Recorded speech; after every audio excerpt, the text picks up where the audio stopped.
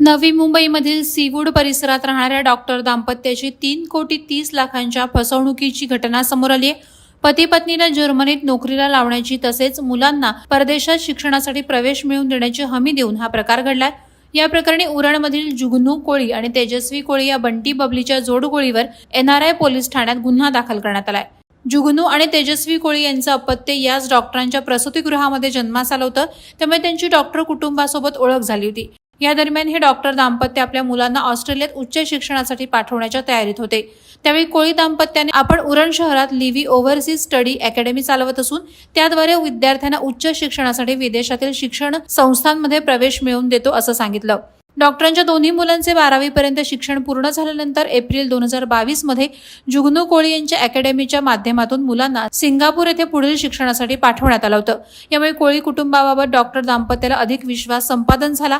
मुलांचं सिंगापूर येथील शिक्षण पूर्ण झाल्यानंतर पुढील शिक्षणासाठी ऑस्ट्रेलियातील विद्यापीठामध्ये कमी खर्चामध्ये प्रवेश मिळवून देतो असं सांगून जुगनू कोळीनं डॉक्टर दाम्पत्याचा होकार मिळवला। यासाठी त्याने प्रथम 7,56,000 रुपये डॉक्टर दाम्पत्याकडून काढून घेतले। मात्र त्यानंतर काहीच दिवसात कोळी दाम्पत्याने त्यांना ऑस्ट्रेलियाऐवजी जर्मनीत शिक्षण चांगलं असून तिथे प्रवेश मिळवून देतो असं सांगितलं। शिवाय जर्मनीत डॉक्टरांना देखील चांगली संधी असून दोघा दाम्पत्याला देखील जर्मनीत नोकरीचं स्वप्न दाखवलं। यासाठी त्याने जर्मन भाषा शिकण्याचे क्लास लावण्यास सांगितले।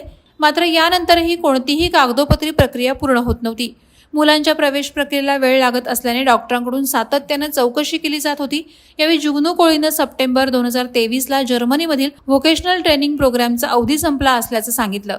यानंतर डॉक्टर दाम्पत्याने मुलांना क्रोएशिया येथे कोळी दाम्पत्याच्या सल्ल्याने पाठवण्याचा निर्णय घेतला। यासाठी पुन्हा 1,27,26,000 रुपये उकळले।